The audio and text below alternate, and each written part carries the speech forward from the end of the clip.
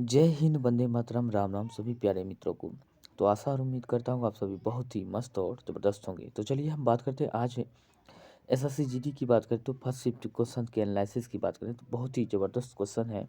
जो आप लोग तैयारी करते हैं, सेट प्रैक्टिस सेट मारते हैं, डेली एनालिसिस करते हैं, वही सब क्वेश्चन सारे के सारे आए हुए हैं। कुछ अपडेटेड क्वेश्चन भी है बहुत ज़्यादा।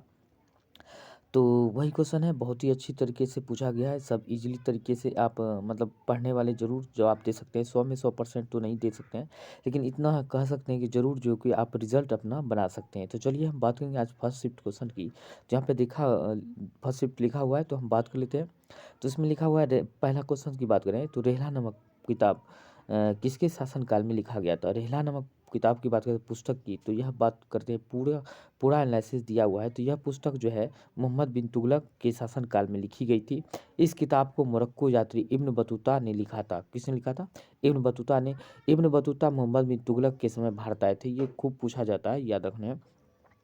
और बात करते हैं पहला भारत आने वाला, पता ही है, सबको ही पता है। वही बात करते हैं किताब उल रेहला के बारे में बात करें तो कुछ खास बात यह है कि यह किताब अरबी भाषा में लिखा गया था।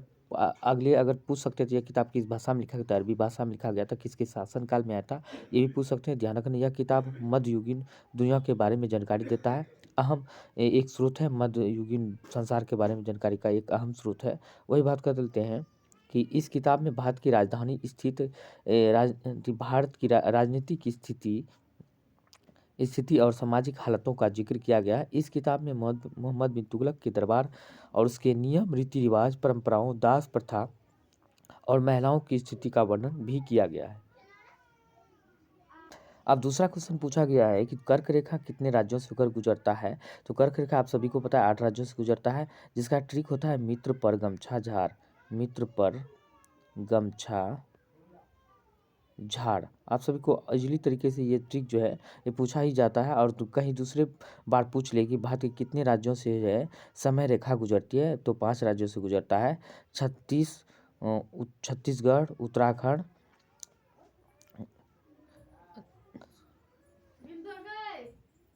तो ये पूछ सकते हैं कि 5 राज्यों से होकर क्या गुजरते हैं, समय रेखा गुजरती है किस किस से। तो छत्तीसगढ़, आंध्र प्रदेश, आंध्र प्रदेश, उत्तर प्रदेश, मध्य प्रदेश और उड़ीसा से गुजरती है। ये याद रखना है। ये कौन कौन से राज्य हैं यहाँ पे देख सकते हैं, दिया हुआ है, 8 राज्य का नाम लिखा हुआ है। अब बात करते हैं नेक्स्ट की, हम बात करें। अब तीसरा क्वेश्चन पूछा गया है भारत का सबसे बड़ा जिला कौन सा है। कच्छ जो है भारत का सबसे बड़ा जिला है, ये याद रखना है। अब वही पूछ सकते हैं भारत का सबसे बड़ा राज्य पूछे तो क्षेत्रफल में सबसे बड़ा राज्य कौन सा हो जाता है, तो आप सभी को पता ही है राजस्थान हो जाएगा। वही पूछे जनसंख्या में, अगर पूछ ले जनसंख्या में सबसे बड़ा राज्य उत्तर प्रदेश हो जाएगा। सबसे छोटा पूछे क्षेत्रफल में क्या हो जाएगा, तो गोवा हो जाएगा सब क्षेत्रफल में, यानी कि सबसे क्षेत्रफल में सबसे छोटा राज्य गोवा। और बात करते हैं जनसंख्या में सबसे छोटा राज्य की बात करें तो सिक्किम हो जाएगा। ये सारे सारे फैक्ट जो आपको याद रखने हैं। वही बात करते हैं, अब बात करें नेक्स्ट की। तो यहाँ पे दिया गया है क्षेत्रफल के हिसाब से भारत का सबसे बड़ा जिला गुजरात हो जाता है, कच्छ का। इसका क्षेत्रफल इतना दिया गया है 45,674 वर्ग किलोमीटर है। यह गुजरात के कुल क्षेत्रफल का 23.27% हिस्सा है, ये ध्यान रखना है। अब बात करें तमिलनाडु का वर्तमान में मुख्यमंत्री कौन पूछा है, तो पूछा है कौन है, M.K. स्टालिन है। कभी पूछ सकता है बिहार के मुख्यमंत्री कौन है, नीतीश कुमार है। और बात करते हैं उप मुख्यमंत्री भी पूछ सकते हैं बिहार के बारे में, क्योंकि बिहार अभी पॉपुलर है, बजट में भी है। तो उप मुख्यमंत्री अभी 2 है बिहार में, ये ध्यान रखना है। एक सम्राट चौधरी है और दूसरा विजय चौधरी, ये ध्यान रखना। सम्राट है और विजय है, ये याद रखना है। और कई राज्यों का आप जो है क्या करते हैं, सीएम और राज्यपाल दोनों जो है रिवाइज कर लीजिए। यहाँ से आपको जरूर कहीं ना कहीं क्वेश्चन पूछ देखने के लिए मिल सकते हैं अगले एग्जाम में, ये ध्यान रखने हैं। अब पूछा गया क्रिकेट में खिलाड़ियों की संख्या कितनी होती है। आप सभी को पता है क्रिकेट में खिलाड़ियों की संख्या क्या होती है। क्रिकेट हुआ, ये क्रिकेट हुआ, फुटबॉल हुआ, और क्या हुआ, फुटपेट, हॉकी, ये तीनों में खिलाड़ियों की संख्या की बात करें, तीनों में कितना होता है, 11 होता है। अभी से बैडमिंटन में 1 या 2 होता है, ये आप सभी को पता है। और बात कर लेते हैं इस तरह, खो खो में 9 होता है। इस तरह करके आपको खिलाड़ियों की संख्या भी आपको याद रखने हैं। तो यहाँ पे देख सकते हैं क्रिकेट में खिलाड़ियों की संख्या, वॉलीबॉल में 6 होता है खिलाड़ियों की संख्या। और कुछ खेलों की खिलाड़ियों की संख्या इस प्रकार है, बेसबॉल में 9 होता है, रग्बी फुटबॉल में 15, सबसे ज़्यादा रग्बी फुटबॉल में 15 होते हैं। आइस हॉकी में 6 खिलाड़ी होते हैं, वाटर पोलो में 7 और टेबल टेनिस में 1 या 2 खिलाड़ी होते हैं, पता ही है आप सभी को, ध्यान से इस सबको याद रखने। वही बात करते हैं यहाँ पे रग्बी लीग गेम्स में 13 खिलाड़ी होते हैं। क्रिकेट में एक टीम में अधिकतम 11 खिलाड़ी होते हैं, ये थे। और हालांकि मैच के दौरान आमतौर पर 13 खिलाड़ी होते हैं, ये ध्यान रखना है मैच के दौरान। इसमें 11 गेंदबाजी करते हैं, 2 बल्लेबाजी करते हैं, ये ध्यान रखना है। अब पूछा गया है संविधान का अनुच्छेद 3 और 4 में किसका उल्लेख मिलता है। संविधान के अनुच्छेद 3 और 4 में बात करें तो भारत के संविधान भाग एक में शामिल है 3 और 4, ये ध्यान रखना है। जिसमें के अनुच्छेद में जो संघ में नए राज्यों के गठन और संघ में मौजूदा राज्यों के नामों, सीमाओं, क्षेत्र में किसी भी प्रकार के बदलाव या संशोधन का वर्णन करता है, ये ध्यान रखना है। यह अनुच्छेद क्या होता है, यह अनुच्छेद संसद को कानून के अनुसार मौजूदा राज्यों के क्षेत्र सीमाओं नामों में बदलने का अधिकार प्रदान करता है, ये ध्यान रखना है। अब बात कर लेते हैं नेक्स्ट की, तो अनुच्छेद 4 राज्यों के नामों में परिवर्तन से संबंधित है, ये याद रखना है। 7वां क्वेश्चन पूछा गया है कि भारतीय संविधान में प्रस्तावना कब लागू हुआ। भारतीय संविधान में प्रस्तावना की बात करें तो कब लागू हुआ था, तो बात करते हैं भारतीय संविधान की प्रस्तावना 26 जनवरी 1950 को लागू हुई थी। यह संविधान सभा द्वारा 26 नवंबर 1949 को अपनाई गई थी। प्रस्तावना, ये ध्यान रखना, संविधान का एक अभिन्न हिस्सा होता है। क्या प्रस्तावना जो है संविधान का अभिन्न हिस्सा होता है। इसे भारतीय संविधान की आत्मा भी कहा जाता है, क्योंकि प्रस्तावना में पूरे संविधान का झलक भी पाया जाता है। अब वही बात करते हैं, अगर पूछ लिया अब अगले एग्जाम में, संविधान सभा की पहली बैठक जो है 9 दिसंबर 1946 में हुआ था। कब? 9 दिसंबर 1946 में हुआ था, ये याद रखना है। और बात करते हैं संविधान सभा की पहली अध्यक्ष या अस्थायी अध्यक्ष पूछे सच्चिदानंद सिन्हा, और संविधान सभा की अस्थायी अध्यक्ष पूछे डॉक्टर राजेंद्र प्रसाद। प्रारूप समिति के अध्यक्ष पूछे तो प्रारूप समिति को तैयार किया था पहली बार किसने? BN राव ने तैयार किया था, संविधान का जनक भीमराव अम्बेडकर को। ये सभी के सभी बातें याद रखना है, खूब पूछे जाते हैं। संविधान बनने में लगा था 2 साल 11 महीने मंथ और 18 दिन लगा था, ये याद रखना है। 2 साल 11 महीने 18 दिन लगा था, ये ध्यान रखना है। कुल 114 दिन बहस चला था संविधान सभा में, और इसमें महिला सदस्यों की संख्या कितनी थी, आप सभी को पता ही है, 15 थी। और उसमें भी प्रारूप समिति के सदस्यों की संख्या 7 थे, ये याद रखना है। संविधान सभा के कुल सदस्यों की संख्या की बात करें 389 था, ये याद रखना है। जिसमें कि भारत विभाजन के बाद जो संविधान में सदस्यों की संख्या कितने बचे थे? 299 बच गए थे, ये सब भी आपको याद रखने हैं। और संविधान लागू हुआ था 26 जनवरी 1950 को, याद रखना है। वही बात करते हैं राष्ट्रगान राष्ट्रगीत अपनाया गया था 2 दिन पहले 24 जनवरी 1950 को अपनाया गया था।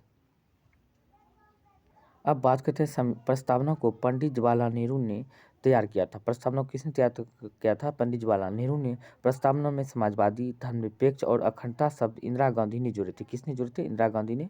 ये एक स्टेप फैक्ट है, बहुत ही महत्वपूर्ण है। प्रस्तावना में केवल एक बार संशोधन किया गया था, और 1976 में। कब? ये भी पूछा जाता है प्रस्तावना में अब तक में कुल कितने बार संशोधन हुआ है? केवल एक बार हुआ है, वो भी 1976 में हुआ था, ये ध्यान रखना था। और अब 1942 में जोड़ा गया था, 1976 में ये सब जो शब्द है समाजवादी, धर्मनिरपेक्ष और अखंडता शब्द जोड़ा गया था 42 में संविधान संशोधन हुआ 1976 में। अब बात करते हैं 2024 का T20 वर्ल्ड कप किस देश ने जीता है। बहुत ही मोस्ट इंपोर्टेंट क्वेश्चन है, देखिए करंट का क्वेश्चन पूछा हुआ है। 2024 का वर्ल्ड भारत ने जीता था दक्षिण अफ्रीका को हराकर, ये ध्यान रखना है। वही बात करते हैं नेक्स्ट की, अम्बुबाची का मेला किस राज्य में लगता है। अम्बुबाची का मेला की बात करें तो यह असम में लगता है, असम के गुवाहाटी में, ध्यान रखना है। और यह असम राज्य जो है 7 सिस्टर का भाग है। असम राज्य एकमात्र ऐसा राज्य है 7 सिस्टर में जो कि सभी राज्यों से सीमा, 7 सिस्टर वाले सभी राज्यों से सीमा लगता है, ये ध्यान रखना है। वही बात करते हैं अम्बुबाची मेला असम के गुवाहाटी में कामाख्या मंदिर में लगता है। यह एक वार्षिक हिंदू मेला है। यह मेला मानसून के मौसम में मनाया जाता है, मानसून के मौसम में। वही बात करते हैं अम्बुबाची मेले से जुड़ी खास बातें की बात करते हैं। यह मेला देवी कामाख्या के वार्षिक मासिक धर्म चक्र का उत्सव है, मासिक धर्म चक्र का। इस मेले को अम्बुबाची महोत्सव के नाम से भी जाना जाता है। इस मेले के दौरान मंदिर 3 दिनों के लिए बंद रहता है, ये ध्यान रखना है। और वही बात कर लेते हैं मंदिर जो है, यह मंदिर जो चौथे दिन फिर से खुलता है और भक्तों को देवी की पूजा करने की अनुमति मिलती है। इस मेले के दौरान ब्रह्मपुत्र नदी 3 दिनों के लिए लाल हो जाता है, ये ध्यान रखें। कौन सी नदी 3 दिनों के लिए लाल हो जाता है? ब्रह्मपुत्र नदी, ये ध्यान रखना है। इस मेले के दौरान भक्तों का मानना है कि पृथ्वी उपजाऊ हो जाता है। ये काफ़ी महत्वपूर्ण सवाल है, याद रखना है। कभी पूछ ले कौन सा नदी लाल हो जाता है, जैसे मासिक धर्म होने पर माताओं के, जैसे महिलाओं को जो मासिक धर्म होते हैं, उसी तरह यह जो है मासिक धर्म पर प्रकृति का यह अध्ययन है, बहुत ही फेमस मेला है, ये याद रखना है। अब बात करते हैं पुस्तक का नाम पूछा हुआ है, मालगुडी डेज के लेखक कौन है। तो मालगुडी डेज के लेखक की बात करें तो KR नारायण है, ये याद रखना है। KR नारायण के उल्लेखनीय लेखक में Malgudi days, the man eater of Malgudi, the guide, Swami and friends और द वाटर ऑफ स्वीट्स शामिल है। ये सारे के सारे पुस्तक उन्हीं का है, यहाँ से देख सकते हैं। और the guide, Swami and फ्रेस्ट, the और द वेंडर वाटर स्वीट्स शामिल है। उनकी पुस्तक द गाइड ने 1958 में साहित्य पुस्तक अकादमी पुरस्कार भी दिलाया है, ये याद रखना है आर के नारायण को। बात करते हैं नेक्स्ट की। अब महात्मा गांधी के 2022 में कौन सी जयंती मनाया गया? महात्मा गांधी को 2022 में जयंती 153वीं मनाएगी। अब यही अगर पूछ लेगा 2023 में 54वीं हो जाएगा 154वीं, और 2023 में हो गया 154वीं, 2024 में हो जाएगा का 155वीं, और 25 में मनाया जाएगा 156वीं जयंती। ये ध्यान रखना है आपको। जन्म कब हुआ था महात्मा गांधी का? 2 अक्टूबर 1869 में, याद रखना है। ये याद रखोगे तो अपने निकाल लोगे और आसानी से निकल जाएगा। वही बात करते हैं, गुजरात के पोरबंदर में हुआ था जन्म। उनका पूरा नाम मोहनदास करमचंद गांधी था। गांधी जी का माता का नाम पुतलीबाई, गांधी जी के पिता का नाम करमचंद गांधी। गांधी जी के मातृभाषा गुजराती था। गांधी जी ने अल्फ्रेड हाई स्कूल राजकोट से पढ़ाई की थी, ये ध्यान रखना, खूब पूछा जाता है। ये पूछा गया था बिहार दरोगा के एग्जाम में भी, और कई सारे एग्जाम में एसएससी सब में पूछे गए हैं। अल्फ्रेड हाई स्कूल राजकोट में पढ़ाई की थी। गांधी जी की हत्या 30 जनवरी 1948 को नई दिल्ली के बिरला हाउस में नाथूराम गोडसे ने हत्या की थी। नई दिल्ली के बिरला हाउस में, याद रखना, काफ़ी महत्वपूर्ण सवाल है। अब बात कर लेते हैं नेक्स्ट की। गांधी जी को और भी कई सारी उपाधियां मिली हुई हैं। गांधी जी के बारे में हम बात करें तो इसे राष्ट्रपिता भी कहा जाता है। गांधी जी ने सत्य और अहिंसा के मार्ग पर चलकर भारत को आज़ादी दिलाने की अहम भूमिका निभाई है। गांधी जी ने दांडी मार्च का नेतृत्व किया था। गांधी जी ने भारत छोड़ो आंदोलन भी चलाया था 1942 में। दांडी मार्च की 12 मार्च 1930 को चलाया था। दांडी मार्च भारत छोड़ो आंदोलन 1942 में चलाया गया था। गांधी जी का जन्म 2 अक्टूबर को जो अंतर्राष्ट्रीय अहिंसा दिवस के रूप में भी मनाया जाता है। काफ़ी महत्वपूर्ण सवाल है। बात करते हैं नेक्स्ट की। अब बात करते हैं तीसरी पंचवर्षीय योजना का लक्ष्य क्या था? तीसरी पंचवर्षीय योजना का लक्ष्य कितना था? तीसरी पंचवर्षीय योजना की वृद्धि दर 5.6 थी, हालांकि वास्तविक वृद्धि दर इसका 2.8 रही थी। अब बात करते हैं पहली पंचवर्षीय योजना जो था 51 से 56 तक चला था, ये याद रखना है। और दूसरी 56 से 61 तक चला था, ये याद रखना है। और 61 से लेकर 66 तक तीसरी चला था। पहला में कृषि को प्राथमिकता दिया गया था, दूसरा में उद्योग को, और तीसरा में आत्मनिर्भरता पर बल दिया गया था। पहला जो है पंचवर्षीय योजना हेराल्ड डोमर पर मॉडल पर आधारित था, दूसरा पीसी महालनोबिस मॉडल पर आधारित था, ये भी ध्यान रखने थे। अब बात करते हैं कि योजना आयोग, इसको हटाकर योजना आयोग को हटाकर क्या कहता है? इसका स्थापना योजना आयोग का कब हुआ था? 15 मार्च 1950 में हुआ था। इसको अब जो है हटाकर योजना आयोग को 2014 में समाप्त कर दिया, और 15 में जो है नीति आयोग को इसके स्थान पर ला दिया गया है। अब बात करते हैं नेक्स्ट की। अब बात करते हैं कालबेलिया नृत्य किस राज्य का है? कालबेलिया नृत्य राजस्थान में गुलाबो सपेरा का जो है, गुलाबो सपेरा इसी से संबंधित है कालबेलिया नृत्य से, ये याद रखना है। वही बात करते हैं नेक्स्ट की। बिम्बाती देवी का संबंध किस नृत्य से है? बिम्बाती देवी मणिपुरी नृत्य से संबंधित है। मणिपुरी नृत्य एक प्रतिभाशाली कलाकार है। कलाकारी बिम्बाती देवी मणिपुरी नृत्य कोलकाता के कलाकारों के साथ मिलकर आपको एक जो है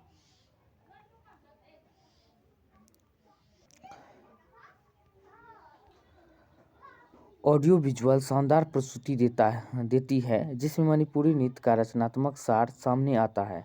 वह गुरु विपिन सिंह और कलावती देवी की शिष्या और बेटी है, ये याद रखना है। बात करते हैं नेक्स्ट की। अब पूछा गया है जनगणना 2011 के अनुसार भारत का लिंगानुपात कितना था? तो 100 पुरुष पर 1943 महिला थे। सबसे अधिक लिंगानुपात पता ही है केरल का, आप सबको याद रखना है। सबसे कम किसका है? हरियाणा का है, हरियाणा का, ये याद रखना है। बात करते हैं नेक्स्ट क्वेश्चन की। भारत के संविधान का भाग 3 संबंधित है, मूल अधिकार से संबंधित है, जो कि 12 से 35 तक जो है मूल अधिकारों से संबंधित है, ये याद रखना है। और 36 से लेकर 51 तक जो है मौलिक कर्तव्य से संबंधित है, ये भी याद रखना है। अब बात करते हैं गुरु M.K. सरोज को किस नृत्य के लिए पद्म श्री से सम्मानित किया गया था? M.K. सरोज को बात करें भारतीय नाट्यम के लिए सम्मानित किया गया। भारतीय नाट्यम किस राज्य का लोक नृत्य है? आंध्र प्रदेश का भारतीय नाट्यम तमिलनाडु का, ये याद रखना है। कुचिपुड़ी की बात करते हैं, कुचिपुड़ी आंध्र प्रदेश का है, याद रखना है। मलयालम कथक जो है उत्तर भारत का, याद रखना है। और बात कर लेते हैं सत्रिया जो है असम का है, और उड़ीसा का है। मणिपुरी का है, मणिपुर का। इस तरह आपको याद रखना है। शास्त्रीय नृत्य पूछे जा सकते हैं, शास्त्रीय भाषा पूछ सकते हैं, क्योंकि शास्त्रीय भाषा अभी जो है 11 हो गया है, ये भी ध्यान रखना है। पहले 6 था और बाद में 5 बढ़ा दिया गया 2024 में, 5 बढ़कर कुल 11 हो गया। इसको भी रिवीजन कर लेना है, कहीं आगे पूछ सकते हैं।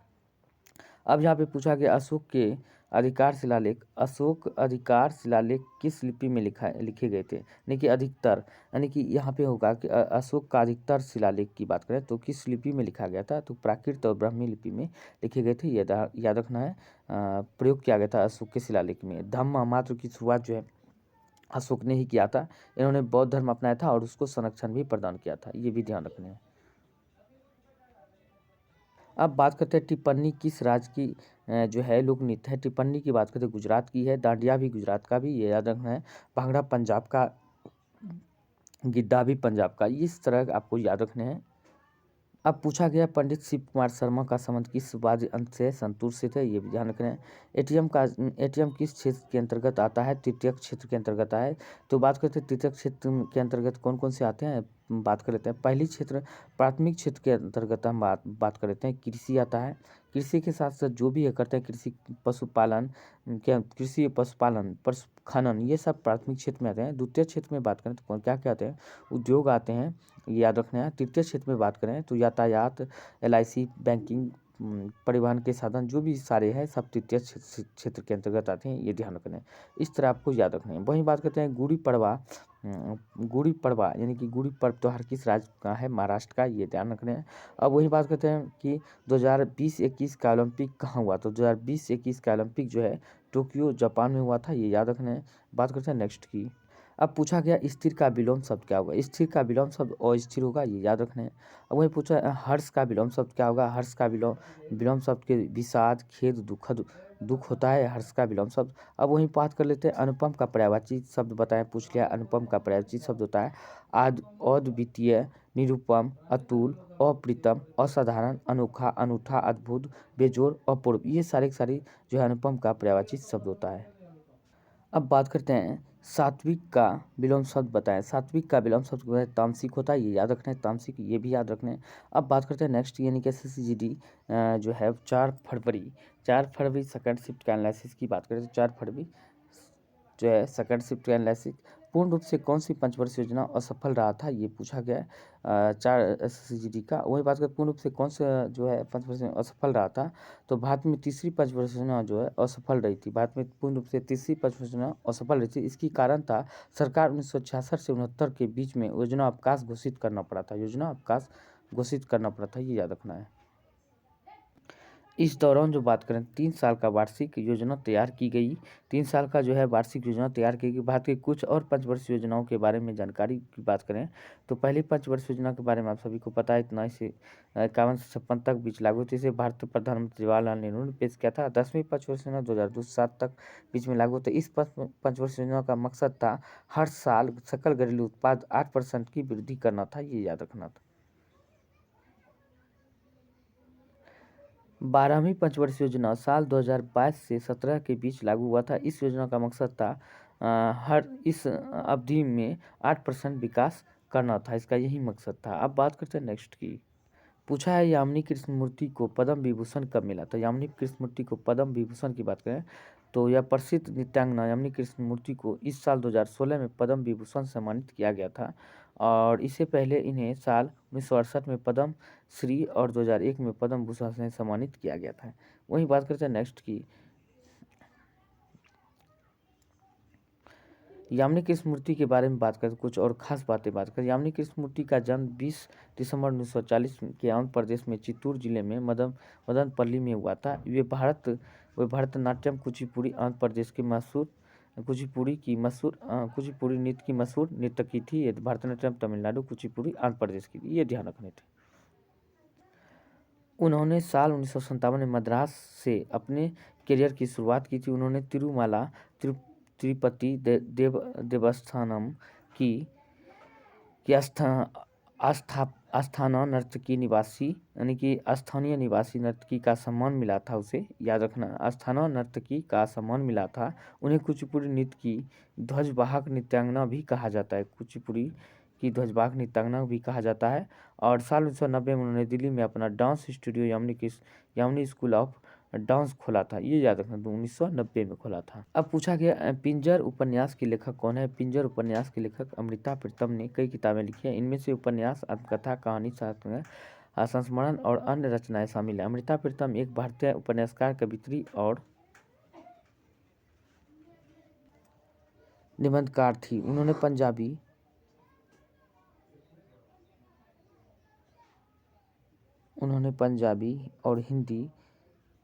पंजाबी हिंदी दोनों भाषाओं में लिखा था। अमृता प्रीतम की कुछ प्रमुख रचनाएं, पिंजर जो है, अमृता प्रीतम की कुछ प्रमुख रचनाएं इस प्रकार है। पिंजर 1950 में और रसीदी टिकट 1976 में प्रकाशित हुआ था। काला गुलाब जो है 1968 में, अक्षरों के साए, 5 बरस लंबी सड़क, अदालत, ये सारे उन्हीं के रचनाएं। अदालत, कोरे कागज, 49 दिन, सागर और सिपियों, कहानियाँ नहीं है, ये कहानियाँ नहीं है, कहानियों के अनजान में, कच्चा आंगन और एक थी सारा। इस तरह सब उसका जो अमृता प्रीतम को पद्म विभूषण यानी कि पद्म विभूषण और साहित्य अकादमी पुरस्कार से सम्मानित किया गया था। शोषण के विरुद्ध अधिकार किस अनुच्छेद में है। तो शोषण के विरुद्ध अधिकार की बात करें तो भारतीय संविधान के अनुच्छेद 23-24 में शोषण के विरुद्ध अधिकार का प्रावधान है। यह मौलिक अधिकार है जो शोषण के खिलाफ अधिकार का मकसद लोगों को शोषण से बचाना और है। यह अधिकार लोगों की गरिमा और आज़ादी की गारंटी देता है, ये याद रखना है। बात करते हैं नेक्स्ट, शोषण के खिलाफ अधिकार से जुड़े प्रावधान की बात करें तो इसमें मानव तस्करी और जबरन श्रम पर रोक लगाना, यानी कि मानव तस्करी करना, जबरदस्ती किसी से काम नहीं करा सकते उस पर रोक लगाना। अनुच्छेद 24 में कारखानों, खदानों और दुकानों पर 14 साल से कम उम्र बच्चों को काम पर लगाने में रोक लगाता है, यह अनुच्छेद याद रखना है। अब बात करते हैं निम्न में से तमिलनाडु का लोक नृत्य है। तमिलनाडु का लोक नृत्य पूछा गया है। तो तमिलनाडु की बात करें तो क्या क्या लोक नृत्य है, जहाँ आप देख सकते हैं भरतनाट्यम है, बम्बर डांस है, करगट्टम है, कावाडी अट्टम है, देवराट्टम है, कोलट्टम और खाजी अट्टम है, खजाई कुतूर है, माइली अट्टम और पीकॉक डांस, ओट्टम कुट्टू और पंपू अट्टम और स्नैक डांस और पिकॉल यानी पोकाइल, कुथाराई अट्टम और आर्टिफिशियल हॉर्स डांस, ये सारे जो है तमिलनाडु का लोक नृत्य है। उसके बाद बात करते हैं पुलियट्टम और टाइगर डांस और सट्टम डांस और कुथू डांस, ये सारे तमिलनाडु की है। अब पूछा गया क्वेश्चन, शोभना नारायण का संबंध किस नृत्य से है। तो कथक से, याद रखना किस नृत्य से, कथक से है। अब बात कर लेते हैं, अब पूछा गया है पारुल चौधरी का संबंध किस खेल से है। तो पारुल चौधरी के बारे में बात कर लेते हैं। पारुल चौधरी ट्रैक और फील्ड की भारतीय एथलीट है जो 5000 मीटर और 3000 मीटर ट्रिपल चैलेंज में माहिर है। पारुल चौधरी उत्तर प्रदेश की रहने वाली। पारुल चौधरी के बारे में कुछ खास बातें की बात करें, पारुल चौधरी ने 2023 में हांगझाऊ एशियाई खेलों में 5000 मीटर में बात करते हैं 5000 मीटर में स्वर्ण पदक और 3000 स्टीपल चैलेंज में रजत पदक जीता था। पारुल चौधरी महिलाओं की 3000 मीटर दौड़ में 9 मिनट से कम समय में दौड़ने वाली पहली भारतीय धावक है, ये याद रखना है। अब पूछा गया 1947 के समय ब्रिटिश प्रधानमंत्री कौन थे। तो बात करते हैं ब्रिटिश प्रधान साल 1947 में भारत के ब्रिटिश प्रधानमंत्री होने का समय, यानी कि 1947 में भारत के आज़ाद होने के समय में क्लेमेंट इटली यूनाइटेड किंगडम के प्रधानमंत्री थे। क्लेमेंट इटली ने भारत को आज़ादी दिलाने के लिए माउंटबेटन योजना तैयार की थी, ये याद रखना। अब बात करते हैं नेक्स्ट की। अब पूछा गया है आविर्भाव का विलोम शब्द क्या होगा। आविर्भाव का विलोम शब्द की अगर हम बात करें, आविर्भाव का विलोम शब्द की बात करें तिरोभाव होता है। आविर्भाव शब्द का अर्थ प्रकट होना, उत्पत्ति, अवतरण, जन्म होता है। तिरोभाव शब्द का अर्थ होता है अदृश्य हो जाना और अदर्शन, गोपन होता है, ये याद रखना है। अब पूछा है पुत्र का पर्यायवाची क्या होगा। पुत्र का पर्यायवाची की बात करते हैं बेटा, सूत, तनय, आत्मज, पूत, तनुज, जनज, लड़का, ये सारे जो है बेटा, सूत, तनय, आत्मज और पूत, तनुजा, जनज, लड़का, ये सब जो है पुत्र का पर्यायवाची शब्द होता है। नेकी और पूछ पूछ मुहावरे का अर्थ क्या होता है? नेकी और पूछ पूछ मुहावरे का अर्थ की बात करें, किसी अच्छे काम को करने के लिए पूछना, किसी अच्छे काम को करने के लिए पूछना। इसका मतलब यह भी है कि कोई अच्छा काम बिना पूछे ही कर देना, ये याद रखना। इसका दोनों अर्थ होता है। अब पैराग्राफ जो दिया हुआ था तो उससे वह जो था पैराग्राफ महात्मा गांधी से संबंधित था। और नेगेटिव मार्किंग जो है 1/8 है, यानी कि 0.25 है। कहने का मतलब है कि एक प्रश्न गलती करने पर आपको जो है यानी कि 25 पैसे से कहते हैं तो 0.25 नंबर काटे जाएंगे, ये याद रखना है। 4 क्वेश्चन में कहने का मतलब है एक गलत नंबर कटेगा, ये रखना है। ये 4 क्वेश्चन गलत करने पर 1 नंबर कटेंगे, ये ध्यान रखना है। अब बात करते हैं एसएससी जीडी की। 4 तारीख के 3 शिफ्ट का एनालिसिस जीके, यानी कि 3 शिफ्ट का एनालिसिस करना है। बात करते हैं, यहाँ पे पूछा गया मणिपुर की होली किस त्यौहार को कहा जाता है? मणिपुर की होली जो है तो किस त्यौहार को कहा जाता है? याओ सॉन्ग त्यौहार को कहा जाता है। मणिपुर में मनाए जाने वाले याओसंग त्यौहार को मणिपुर की होली कहा जाता है। यह त्यौहार लोक और हिंदुओं परंपराओं का मिश्रण होता है। यह त्यौहार आमतौर पर फरवरी के आखिरी या मार्च में मनाया जाता है, ये याद रखना है।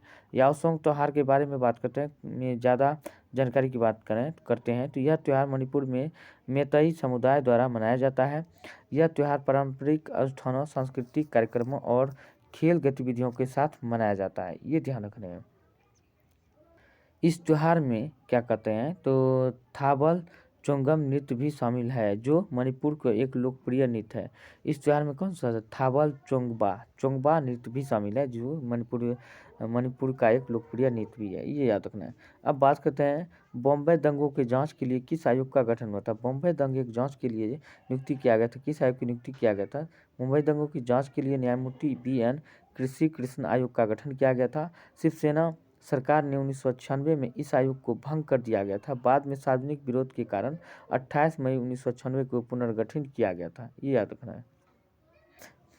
अब बात करते हैं उड़ीसा का नाम बदलकर उड़ीसा का नाम बदलकर उड़ीसा कब कर दिया गया? तो इसका नाम बदलकर की बात करें तो 4 नवंबर 2011 को आधिकारिक तौर पर उड़ीसा को बदलकर उड़ीसा कर दिया गया था। इसके लिए उड़ीसा नाम परिवर्तन अधिनियम 2011 में बनाया गया था। उड़ीसा से जुड़ी कुछ खास बातें की बात करें, उड़ीसा पूर्वी भारत में स्थित एक राज्य है। क्षेत्रफल के हिसाब से यह भारत का 8वां सबसे बड़ा राज्य है, ये ध्यान रखना है।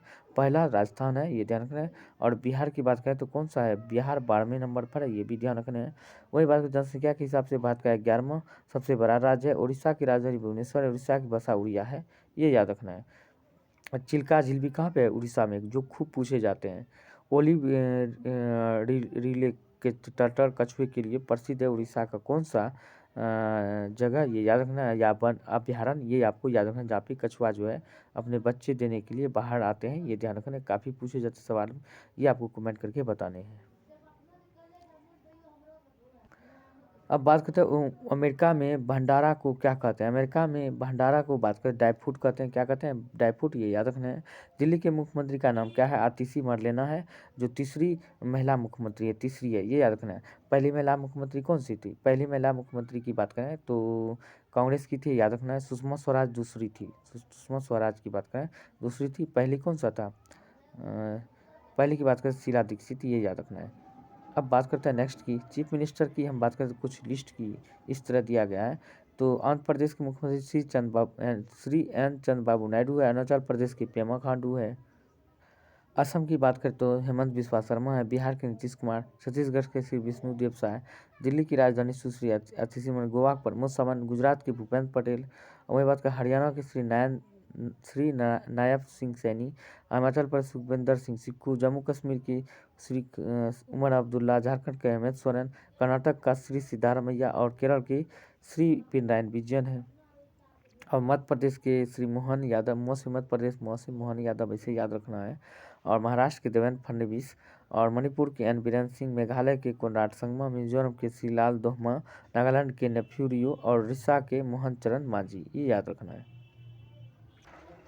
पुडुचेरी की बात करें तो श्री एन रंगास्वामी है। पंजाब के की बात करें श्री भगवत मान है। और राजस्थान के श्री भजन लाल शर्मा है। सिक्किम के PS गोले हैं। और तमिलनाडु के MK स्टालिन है। श्री रेवंत रेड्डी तेलंगाना के रेवंत रेड्डी, त्रिपुरा के मनीष सहाय, उत्तर प्रदेश योगी आदित्य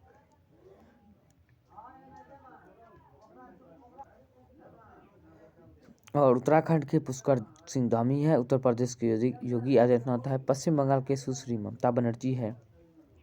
अब वही बात करते हैं, हाल ही में रंगीन मछली ऐप किसने लॉन्च किया था। रंगीन मछली ऐप की बात करें तो श्री केंद्रीय मंत्री श्री राजीव रंजन जो बिहार के हैं, रंगीन मछली ऐप लॉन्च किया था। केंद्रीय मत्स्य पालन और पशुपालन और डेयरी मंत्री श्री राजीव रंजन सिंह उर्फ ललन सिंह, यानी कि दोनों मछली और डेयरी मंत्री दोनों जो है, मत्स्य संसाधन मंत्री और डेयरी मंत्री दोनों ललन सिंह है जो बिहार के। आज भुवनेश्वर स्थित ICAR केंद्रीय मीठे पानी के जलीय कृषि संस्थान में रंगीन मछली मोबाइल ऐप लॉन्च किया गया था। ये याद रखना है। कहाँ से? भुवनेश्वर स्थित ICAR केंद्रीय मीठे पानी के जलीय मछली संस्थान से लॉन्च किया गया था। ये याद रखना है। बात कर लेते हैं 44वां संविधान संशोधन कब हुआ था। 1978 में हुआ था। ये याद रखना है। इस संशोधन के जरिए संपत्ति के अधिकार को मौलिक अधिकार से हटाकर कानूनी अधिकार बना दिया गया था। ये याद रखना है। अब बात करते हैं सेकंड शिफ्ट और थर्ड शिफ्ट की बात करते हैं। वायनाड लोकसभा सीट किसने इस्तीफा दिया था। राहुल गांधी ने इस्तीफा दिया वायनाड लोकसभा। इसके बदले में इसकी बहन वायनाड से खड़ी जीती है कौन, प्रियंका गांधी। ये याद रखना है।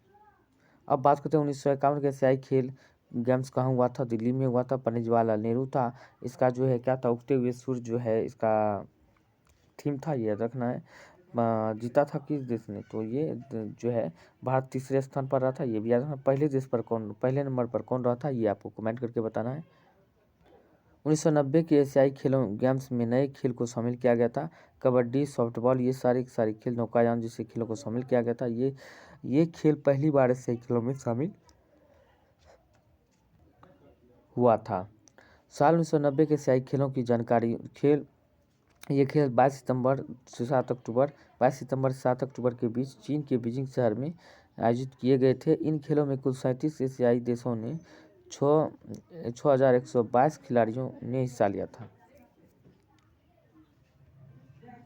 दीवार पर चढ़ने वाले पौधा कौन होता है। दीवार पर चढ़ने वाले पौधा की बात करें तो कौन सा होता है, कद्दू होता है। दीवार पर चढ़ने वाले पौधा क्या होता है, कद्दू होता है। वही बात करते हैं बहुआयामी गरीबी सूचकांक MPI के अनुसार सबसे गरीब में केंद्र शासित प्रदेश कौन सा है।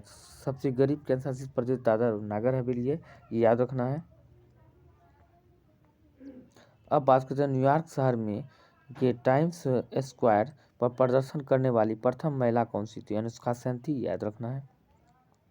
अब बात करते हैं फैराडे के द्वारा जनरेटर को कब विकसित किया गया था। 1831 में माइकल फैराडे द्वारा निर्मित इस साधारण दिखने वाले और बुनियादी उपकरण ने दुनिया भर के लोगों के जीवन में लगभग हर पहलू में क्रांति ला दी। यह बिजली का पहला जनरेटर था। बात करते हैं संघ लोक सेवा आयोग का उल्लेख किस अनुच्छेद में है, तो यह 315 में संघ लोक है। संघ और राज्यों के लिए लोक सेवा आयोग इस अनुच्छेद के संबंध में उपबंधों के अधीन रहते हुए क्या करना है, संघ लोक सेवा आयोग का जो उल्लेख किया गया है अनुच्छेद 315 में, संघ और राज्य के लिए लोक सेवा आयोग इस अनुच्छेद के उपबंधों के अधीन रहते हुए संघ के लिए एक लोक सेवा आयोग और प्रत्येक राज्यों के लिए एक लोक सेवा आयोग होगा। ये कहा गया है 315 में। याद रखना। 1919 में भारत शासन अधिनियम के समय कौन वायसराय था, तो लॉर्ड चैम्सफोर्ड था। याद रखना। तृतीय पंचवर्षीय योजना किस पर केंद्रित था, ये कृषि में सुधार पर केंद्रित था। ये रखना है। यानी कि आत्मनिर्भरता से संबंधित। 2022 में महात्मा गांधी की कौन सी जयंती मनाई गई, तो हो गया रिपीट क्वेश्चन हो गया, तो 153 मनाई गई। एंटी पेपर लीक कानून के तहत दोषी पाए जाने वाले को कितनी सजा दी जाए, 10 साल की सजा प्लस 1 करोड़ जुर्माना भी प्रावधान है। PM रोजगार प्रोत्साहन योजना कब शुरू किया गया था, 9 अगस्त 1916 में शुरू किया गया था। हरित क्रांति किससे संबंधित है, हरित क्रांति कृषि क्षेत्र में गेहूं चावल से संबंधित था। ये याद रखना है। पंडित शिवकुमार शर्मा की बात करें तो यह वाद्य यंत्र बजाते थे, संतूर वाद्य यंत्र थे, वही याद रखना है। और बिस्मिल्लाह खान शहनाई से संबंधित था। याद रखना है। पारुल परमार का संबंध किस खेल से था, पारुल परमार की बात करें तो बैडमिंटन खेल से पारुल परमार का संबंध था। याद रखना है। समय सीमा से 1 वर्ष पहले किस पंचवर्षीय योजना को समाप्त कर दिया था, 5वीं पंचवर्षीय योजना को समाप्त कर दिया गया समय से पहले। और इसी पंचवर्षीय योजना में जो है गरीबी हटाओ का नारा इंदिरा गांधी ने दिया था। कलिंग नृत्य महोत्सव किस राज्य में किस राज्य से संबंधित है? तो उड़ीसा से संबंधित है, याद रखना है। तेलंगाना के नए राज्यपाल की बात करें तो क्या नाम है? तो विष्णुदेव वर्मा है, याद रखना है। वही बात करते हैं निम्नलिखित में से किस राज्य में लोक रंग त्योहार मनाया जाता है? मध्य प्रदेश में। अरुण मिश्रा का संबंध किस खेल से है? क्रिकेट से अरुण मिश्रा का संबंध है, याद रखना है। अब बात करते हैं अरुण मिश्रा की। भारतीय cricket control board BCCI cricket control board से है, मतलब क्रिकेट से है। वे बीसीसीआई के लोकपाल और नैतिक अधिकारी अरुण मिश्रा एक सेवानिवृत्त सुप्रीम कोर्ट जज भी है। तो यानी सुप्रीम कोर्ट के जज भी है। बीसीसीआई के लोकपाल और नैतिक अधिकारी अरुण मिश्रा भी रह चुके हैं, याद रखना है। वही बात करते हैं, अब पूछा है खिंड का विलोम शब्द क्या होगा? खिंड का विलोम शब्द हजर होता है, याद रखना है। तो दोस्तों आज के लिए इतना ही, मिलते हैं अगले वीडियो में, तब तक के लिए जय हिंद जय भारत। वीडियो कैसा लगा तो कमेंट करके जरूर बताएं। जो भी क्वेश्चंस आपको मिले हैं जिस तरह के एग्जाम में आते हैं वो सारे क्वेश्चन जो है हमारे यानी कि वीडियो के नीचे जो है व्हाट्सअप लिंक दिया गया है, वहाँ से जाके ज्वाइन करें। और या तो मैं हमारे टेलीग्राम पर हमें या इंस्टाग्राम पर आईडी में दिया गया है, वहाँ हमें क्वेश्चन जो है भेजने का प्रयास करें। हम उसका सटीक एनालिसिस देने का प्रयास करेंगे। मिलते हैं अगले वीडियो में, तब तक के लिए जय हिंद जय भारत।